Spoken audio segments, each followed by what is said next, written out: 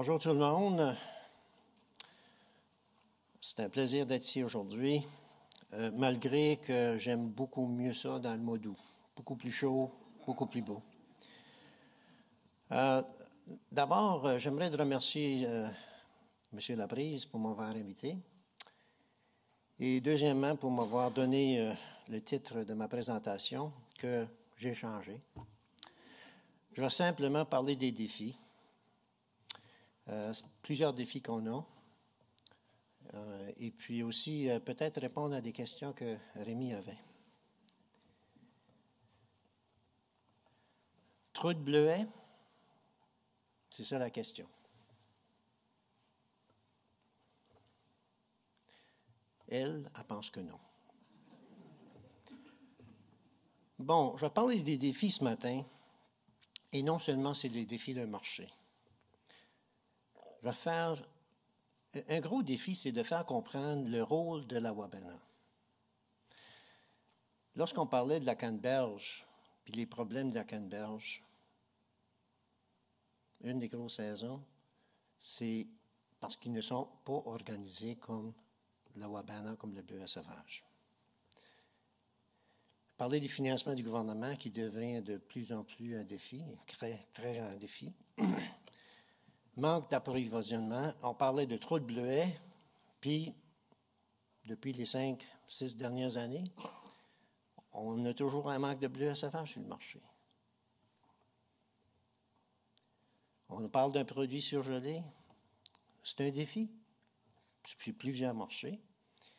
Faire connaître le bleuet sauvage, c'est très important. Et l'intégrer dans les produits quotidiens des repas.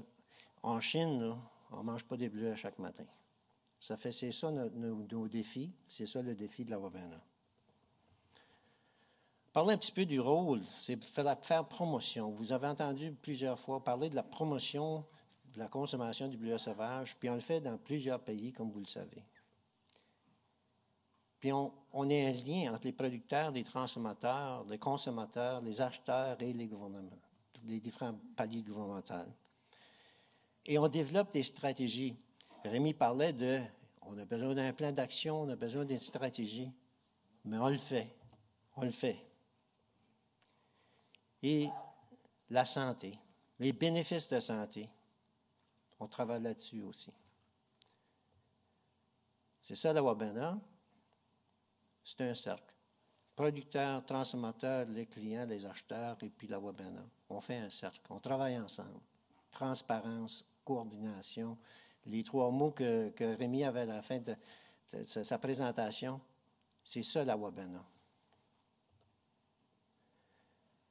J'étais en Nouvelle-Écosse la fin de semaine, fait une présentation aux producteurs.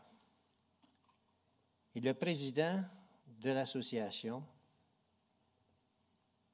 en tout cas, on l'a traduit, là, mais pour dire que l'association de Wabana est tellement unique.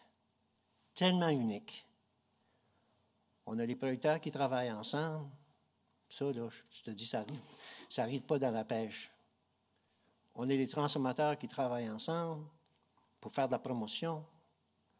On travaille tous ensemble pour aller chercher la même chose.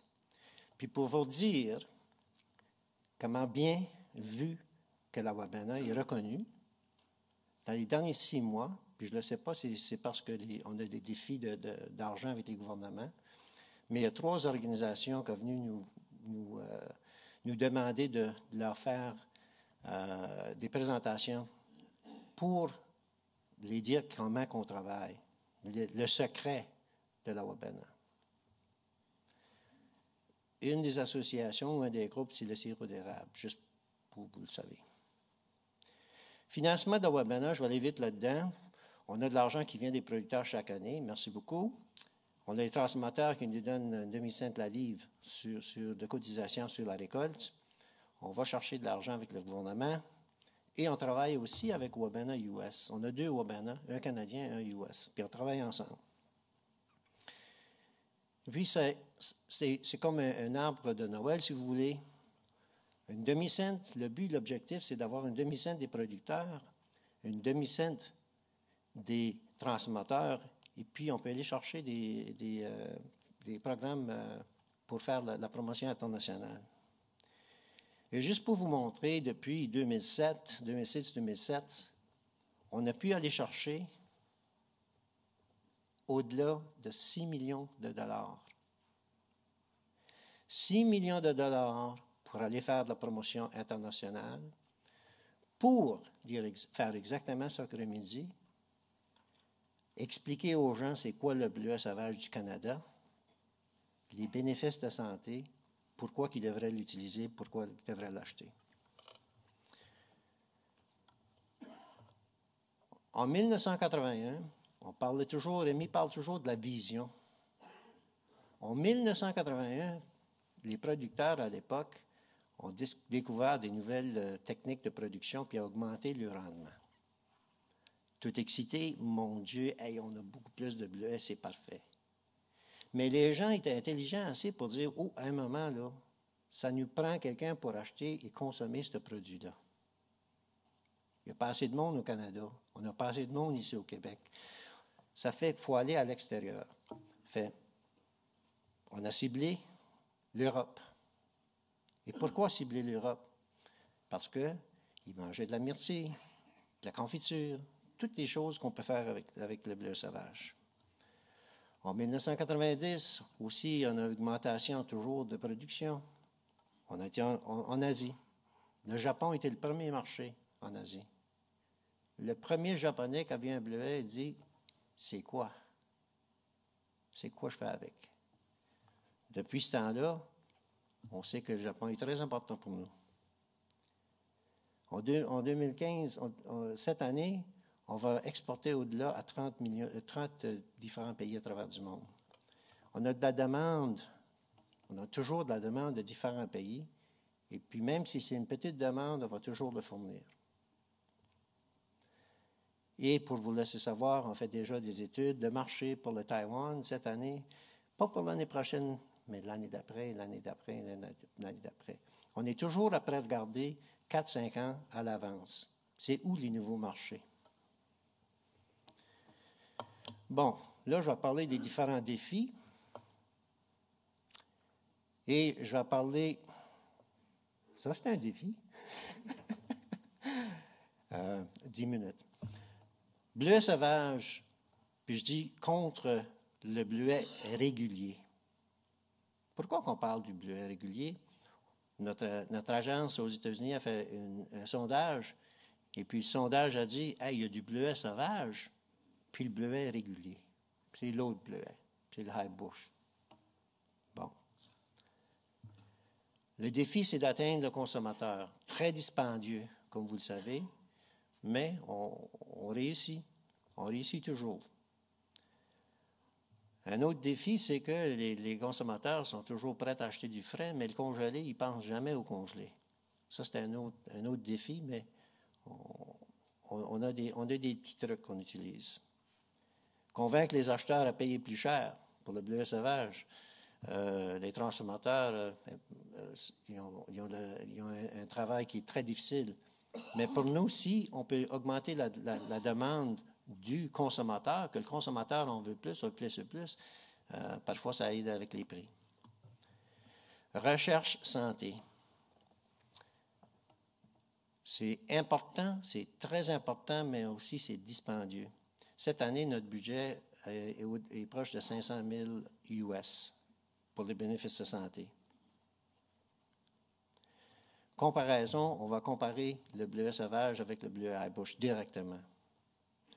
La consommation, comme Rémi a dit, ça continue à augmenter et on prévoit que ça va continuer à augmenter. C'est des bonnes nouvelles.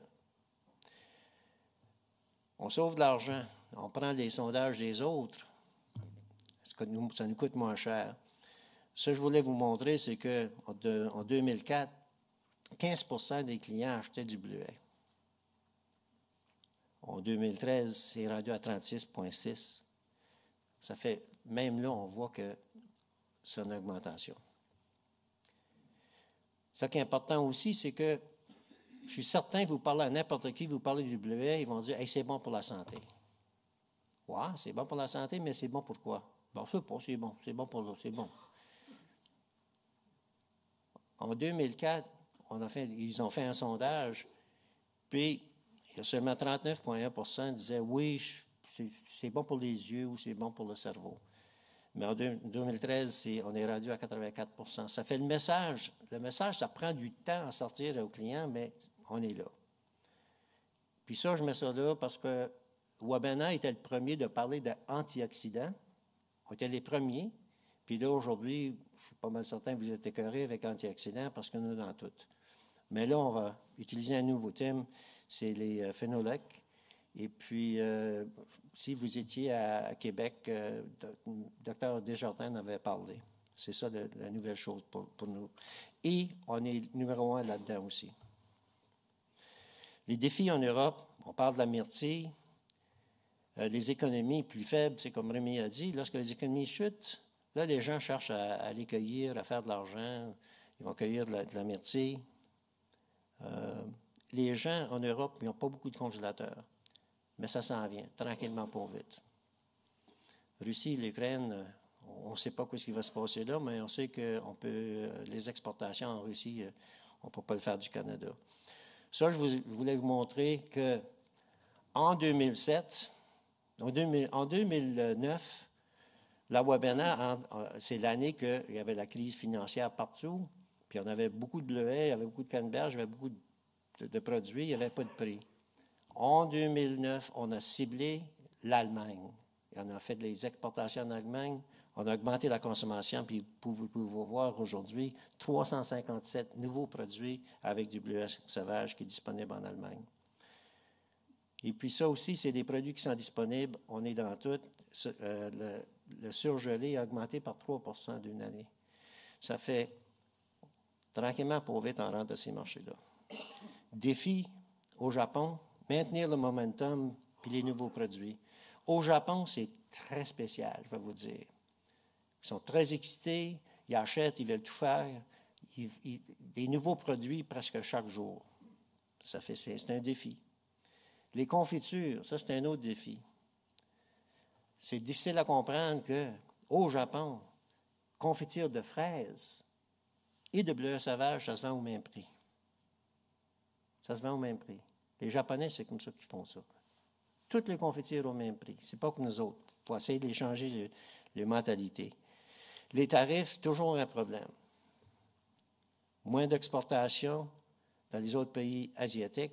Il y a un temps que le Japon exportait à la Corée du Sud, la Chine, etc., etc. Aujourd'hui, ils achètent directement. Et puis, pour vous autres, au Québec, en 2015, on amène un groupe de Japonais. C'est des hommes d'affaires, ils vont faire une visite dans le mois d'août durant la récolte. Ça, c'est toujours pour les sensibiliser au bleuet sauvage, pourquoi c'est important, comment on le produit, etc., etc. Défi au Corée du Sud, c'est les tarifs. Je vais aller plus vite parce qu'on a un grand défi. Hein. Les ententes qui ont été signées, que le gouvernement était très heureux avec, ça c'est beau, mais ça va prendre 6 à 7 ans avant qu'on puisse avoir un impact. C'est des consommateurs de bleuets, par exemple. Le défi en Chine, les tarifs. On négocie, on parle toujours avec le gouvernement fédéral pour qu'on règle les affaires des tarifs. Très, très important pour vous. Les bleuets, c'est nouveau pour les Chinois. C'est aussi, ils mangent du produit frais. Je n'ai jamais vu un Japonais manger des fraises surgelées ou des bleuets surgelés. Ça fait, pour nous autres, c'est un défi pour essayer de rentrer dans le diète. Mais, tout ce pour vous dire que même avec tous ces défis-là, on a beaucoup de positifs. Vous avez un produit de qualité. Vous avez un produit qui a un très bon goût, comparativement à, on va dire, la canneberge. Vous avez une association ici, un regroupement ici de producteurs. On a aussi ça dans les différentes provinces. Ça, c'est une force, vous pouvez travailler ensemble. La force aussi de la Wabena qui fait de la promotion internationale, qui peut travailler avec le gouvernement fédéral puis aller chercher des fonds pour vous, pour faire la promotion internationale. Très important. Vous avez des transformateurs qui connaissent le marché international. Ils connaissent les joueurs, ils connaissent où aller chercher pour essayer de vendre le produit. Vous êtes très, très chanceux, je vous dis. Si vous regardez comparativement à n'importe quelle organisation, il n'y en a pas. Absolument pas au Canada, en Amérique du Nord ou n'importe où dans le monde. Vous faites partie d'un groupe qui est très, très unique et efficace et important. Ça fait la question trop de bleuets. Y a-t-il quelqu'un qui veut me répondre ça? Pensez-vous qu'il y a trop de bleuets dans le monde?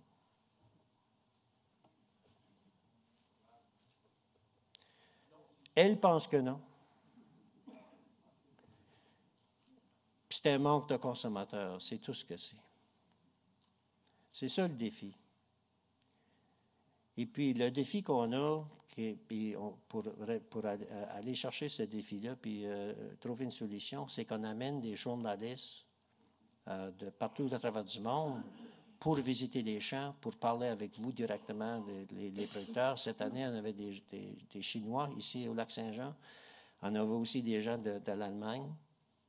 Cette année, on a des Japonais, des acheteurs qui vont venir vous voir. Et puis, chaque fois que ces gens viennent, ils sont toujours surpris et toujours très intéressés à savoir plus pour le bleu sauvage, puis en acheter plus. Question? Oh, juste pour vous dire, là, ça, c'est du bleuet du lac Saint-Jean. Sérieusement. Ça a été pris par un photographe allemand il y a 4 ans de ça, 4 ou 5 ans de ça. C'était le chauffeur de l'autobus, OK, de Montréal. En tout cas, question? Il y en a peut-être pour une ou deux questions. Oui, il y a de la recherche, on a des recettes. On a des agences de relations publiques, on a 7. Et puis les 7 vont faire des recettes. On a des recettes de l'Allemagne, on a des recettes de la France, on a des recettes du Japon, de la Chine, de toutes ces recettes-là. Et puis, ils s'échangent ces recettes-là. Sur nos sites web, ils sont toutes là. On va chercher des chefs. Je pense que, sérieusement, les derniers 5 ans, là, le défi, c'était d'avoir assez de produits. Et puis, en 2014, on a eu une bonne récolte. Moi, je n'aime pas d'utiliser le mot record ou bumper. Je n'aime pas ça. Je vais vous dire qu'on a eu une bonne récolte en 2014. Et puis, ça nous donne l'opportunité d'aller chercher des nouveaux marchés. Mais il faut que ça continue. Ça a été un problème jusqu'à date. C'est pas assez de produits pour aller vraiment forcer même plus. Bon. Je suis là toute la journée. Si vous avez des questions, je vais être dehors. C'est bien, donc merci M. Vautour. Je vais vous donner votre cadeau. Des bons produits à base de bleuets, du lac, tout à ça. Merci beaucoup. Bonjour, merci.